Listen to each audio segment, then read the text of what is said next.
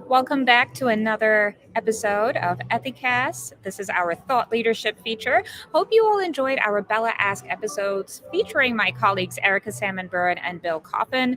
You can see all of the Bella Ask on our live LinkedIn feed and on our YouTube channel. So, with that, now on to our interviews with thought leaders. I would like to welcome Peter Chan, partner at Baker McKenzie.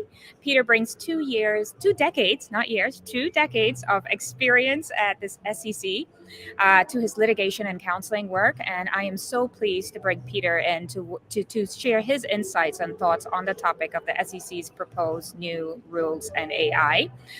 In this discussion, we'll dive deeper into just the overall topic, the proposed rules, and Peter will provide his overall recommendations as well. Peter, welcome. Before we jump into the conversation, one point we would like to highlight for sure is that the proposed SEC AI rule deals with financial firms, Yeah. such as registered broker dealers and investment advisors, not publicly traded companies just yet. So something that we just want to put out there before we dive into this conversation. Yeah, and thank you very much, and really delighted to be able to speak with everyone, albeit virtually. And I do think that this is the beginning of something that will look more like a major initiative, both from the rulemaking and enforcement standpoint. And just to go back to the proposed rule is highly controversial. And basically, what the rule is really saying is, as proposed, so it hasn't been adopted yet, is that investment advisors and broker dealer firms, so financial firms that use AI or predictive analytics, need to make sure that the compliance system and process and procedures are such that it can monitor and detect and prevent potential conflicts of interest or any biases that can hurt investors, including customers and clients. And I think that where it comes in with public companies is that this is actually the beginning of the SEC's extremely strong interest in regulating, but also bringing enforcement cases in connection with AI. And we can talk a little bit more about that because obviously there has, in addition to the rule, there has also been recently enforcement action in the financial sector. And all of this I really preview to what may come. Happy to discuss more, but I want to let me know if there are any specific questions you want me to discuss before I go on. Yeah, no. I would like to talk about two different areas, and then we'll come back and just talk about the overview and just kind of expand on that a little Yeah. bit more. But before we get there, I one of the questions that came up over the period of the summit so far is that some argue that the proposed rules will in fact hinder business continuity until they can evaluate each bit of technology. Do you think this move could set back companies and possibly place U.S. investors at a competitive disadvantage in the Yeah, global I actually market? think that's a very, very legitimate question. And just as additional background, under Chair Gensler, he has, obviously been very aggressive in, promulgating rules on a variety of topics, and they actually have been challenged in court, in large part because of concerns about cost and benefit analysis. I think that with this rule, I do think that legitimate concerns, and in part one of the challenge of rulemaking by the SEC when it deals with emerging technology is that by the time the rule is promulgated, very often the technology and the power of the technology has changed. So I do think one of the concerns right now is, yes, it could have anti-competitive issues, but also whether by the time it is there, that you'll have to be amended again. And I do think AI in particular is changing so quickly that I think there are legitimate concerns in this area. So taking that a little bit further, so the SEC has used the term AI washing. What Yeah. does this mean, and why should this be a top priority for compliance leaders? So, in essence, how does that term apply to what compliance leaders need to be aware of? So let me put my former SEC enforcement hat on and give a little bit of inside baseball as to what's going on inside the building. AI washing, like greenwashing, is really an idea of market participants exaggerating or making misrepresentations about the capability dealing with a particular topic. And this term first came up with greenwashing, dealing with ESG. And Chair Gensler and Director Graywell specifically applied it to AI because, as is true with recent two cases dealing with, again, investment advisors, the SEC is looking into whether there is material misstatement exaggeration of a company's AI prowess because they understand from a temptation perspective, ESG, like in the back in the old days with internet and so forth, that people are trying to exaggerate in order to get investors. And I think inside the building right now, the module is very simple. I in fact, am working on a case defending a representative client right now where the SEC's approach is here are all the statements made about machine learning and AI by a particular party, and then they will go inside the company and actually confirm what is actually being done from an AI perspective. And if there's a gap, that's an enforcement case. Mm-hmm. It is Mm-hmm. very interesting to the staff right now because it garners a lot of publicity. So if Mm-hmm. I am still at the SEC, I'm looking for AI cases. Right, right. And just looking closer at that gap, right? Based on your work with clients, who is involved in the oversight of AI use? Because that can help you in closing the gap that exists. Well, let me adjust that question to who should be involved. Who should be involved? You're absolutely Because to right. be honest with you, right now, with a lot of people are jumping at the wonderful business opportunity Mhm. to introduce AI right now into the business operation. And to a certain extent, the rush is the business rush is going ahead of compliance and controls. And so right now, I would say the chief technology officer and frankly, sales and marketing and senior executives are really involved.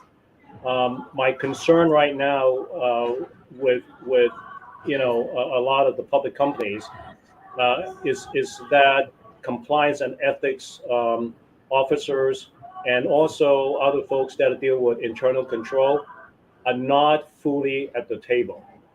They might be aware of it, they might be discussing issues, but because some of the business decisions are being done so fast, they're not fully involved, and also they're not fully caught up to what the technology is. Hmm. Hmm. And that sort of leads into my next question, which is more looking at your direct experience here. So, what do these cross functional efforts actually look like? And you can use an example on Yeah, I think. how they get together, for example, as you mentioned, sales and marketing, different parts of the business. Yeah, I think what's going on right now is that you have two types of companies going on. Ones that are primarily AI driven, and that is really their purpose and operation. And there's another type where they have an existing business, but they're trying to catch up Hmm. and bring in the AI.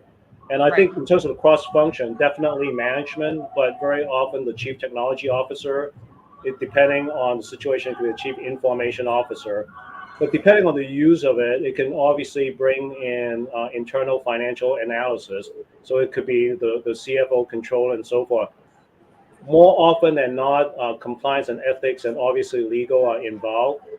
But one of the big challenge for many of the entities that we're helping is whether the knowledge of the legal and compliance or the non-technical people are quickly caught up or educated about the ever evolving technology. One of the challenge right now is that what you understand to be AI 3 months ago is not the same AI today or Right. afterwards. So this constant interaction is the ideal. Hmm. Where we find gaps when people have maybe a conversation meeting or some understanding of PowerPoint presentation 3 months ago, and they adjust their work and system based on that. And 3 months now and 3 months later, what they have prepared is actually now a different landscape. Right, right. When you think about the action plan, you have to stop in the middle, evaluate, reevaluate a month later, and then go back to the drawing board. And what you're saying is, when you go back to the drawing board, and as you kind of test as you go along, most of the company should be involved in that. I think so, but particularly because of the very nature and definition of AI, at what we in the field call the black box phenomenon, right? Hmm. Which is that you actually don't know how the machine learning what algorithm it really is using to get to the result. And so the very machine itself is Hmm. evolving. And so this is a very different challenge than any compliance legal issues before. Again, because of the fact that not only is it ever changing, you don't quite Hmm. know within the black box how it's actually changed. So I think Yeah, constant testing is at a minimum a yeah, requirement, particularly from the compliance standpoint. right. And speaking of compliance and ethics, how would you suggest how to position ethics and compliance as that business partner who can help with balancing that innovation and risk? Yeah, I actually think that two things. One is that there got to be what I call equivalence in learning and understanding of the technology. And I do Hmm. think that, at least if it is not saying that the compliance person need to have the same technical expertise, but that the relationship is such that there should be a strong desire by the technical side to educate Hmm. real time. I think the other part that's important is stress testing, particularly with AI, which is to for compliance to really, particularly from their experience in ethics and so forth, to ask the question and to think bad thoughts, as I used to like to say in the SEC, which Hmm. is this is the model that should be as it works perfectly. What are the bad things that could happen? And let's stress test those scenarios, and particularly for compliance and also the chief information officer, the exercise we're talking about is very similar to cybersecurity exercises, but I would say it will be the same exercises on steroid because again, the technology is changing very quickly and the landscape changes very quickly. Yeah. And Peter, I'm going to ask you right now to wear your SEC hat again because I want to Yep. ask you another question there. But should an AI related sweep occur? What policies and documents should companies be prepared to share? For example, what should the AI company policies look like? So first of all, there will be a sweep. I guarantee it. And I just want Knowing, to quickly correct myself. What should the AI compliance policies yeah, include? yeah. Mhm. Let me say that knowing my friends and former colleagues at the SEC, I guarantee that there will be an AI sweep involving public companies. And when they do that, and this goes back to the policies and procedure, they're going to touch on really three areas. Area number one is what I call classic disclosure, which is have there been misstatements about the use of AI or the risk Mhm. involved with the AI. The second part, which is related to the first part, is disclosure policy and control. Because in a number of SEC cases dealing with other issues, even when they cannot prove a misstatement, particularly in the sweep, the SEC have looked into inadequate disclosure policies. The third area, which is an area that is extremely useful to such a suite for public company, is internal control. And the SEC has previously attacked cybersecurity as to how cybersecurity issues have maybe impaired or adjusted the adequacy of the internal control. So with these three areas, then the type of documents we're talking about will be, obviously the SEC on the disclosure side will look at what is actually being disclosed. In a typical investigation, they will look at internal documents as to what was actually known about the AI capability of the Mhm. risk and do a compare and contrast. And if there's a gap, there's a case. On the disclosure policy and so forth, they're going to look at two things. One is the actual governance document, and also the policy revolving how material information or potentially material information is assessed by the disclosure committee. But they will look at disclosure committee minutes to assess the robustness of discussion in considering materiality of any AI issues.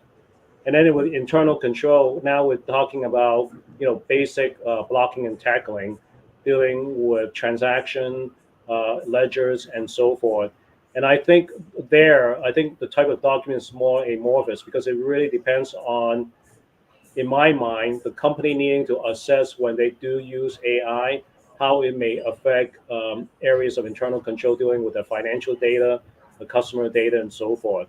And any type of internal audit report that is not privileged, the SEC will look into based on the assumption that an operating company will have periodic check-in on their internal control. Mm-hmm. So as you said, if there's a gap, there's probably a case. Yep. So we would, yeah. So we'll keep that in mind. Peter, I know we're almost out of time. Could you provide any final takeaways and overall recommendations you'd like to share with our audience?